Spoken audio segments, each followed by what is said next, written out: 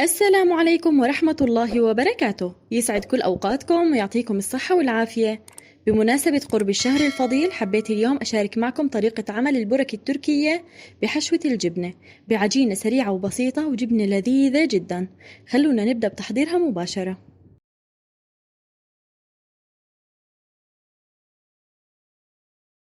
أول شي رح نحضر الجبنة لأنه لازم نستخدمها تكون باردة. لهيك في إناء على النار بننزل معلقة كبيرة من الزبدة ومعلقة كبيرة من الزيت النباتي، ولما يذوبوا بننزل عليهم معلقتين كبار من الطحين، وبنحرك كتير منيح وبسرعة لحتى نمنع تكتل الطحين.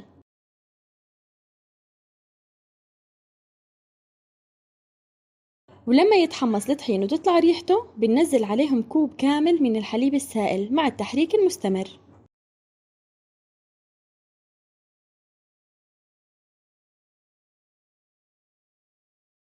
وبس يغلي الخليط ويتماسك بهالشكل بننزل عليه 300 غرام تقريبا من جبنة الموتزاريلا، وبنبدأ نحرك الجبنة مع الخليط كتير منيح لحتى تذوب الجبنة تماما.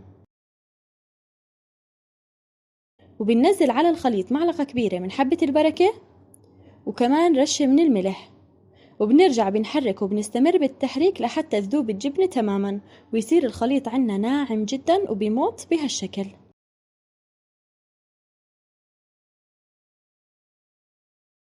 وهيك بتكون الجبنة صارت جاهزة. بنشيلها عن الغاز وبنحطها بصحن مفرود لحتى تبرد قبل ما نحشي فيها. وهسا بنحضر عجينة البرك السهلة والسريعة. في إناء مناسب بننزل 3 أكواب من الطحين،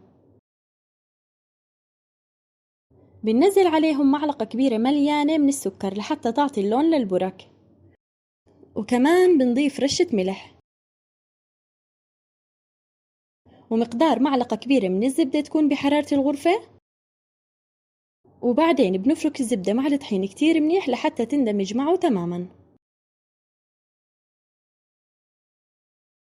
وبعدين بننزل عليهم المية الفاترة. أنا هون احتجت كوب كامل من المية الفاترة. بننزلها بالتدريج مع العجن، طبعا حسب نوع الطحين عندكم ممكن تحتاجوا أكثر شوي وممكن أقل شوي. وبس نلم العجينة معنا كثير منيح بهالشكل بننزل مقدار معلقتين كبار من الزيت النباتي.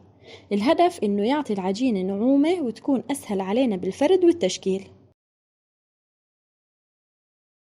وبس تصير العجينة جاهزة بنغطيها وبنتركها مدة ربع ساعة لحتى ترتاح قبل ما نبدأ نحشي فيها. بس ترتاح العجينة بنبدأ نفردها. على سطح العمل بنرش كمية من النشا. النشا بيعطي البرك قرمشة من الخارج. وبعدين بننزل العجينة وبنفردها، ما بنخليها رقيقة، سمكتها لازم تكون متوسطة لحتى ما تفتح معنا بالقلي. وبعدين باستخدام أي قالب دائري بنقطع العجينة بهالشكل.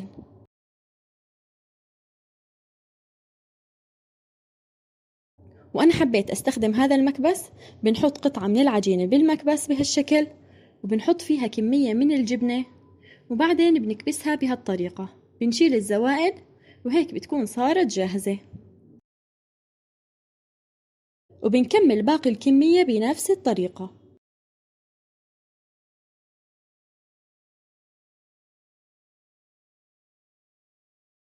وبس نخلصهم بندخلهم الفريزر مدة 10 دقائق لحتى يتماسكوا قبل ما نقليهم. في المقلاية على النار بننزل زيت غزير وبنخليه ليحمى. وبس يحمى الزيت بنختبر حرارته وبنبدأ ننزل حبات البرك بالزيت.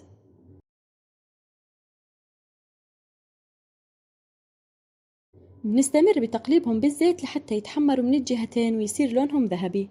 بعدين بنطلعهم وبنقدمهم مباشرة.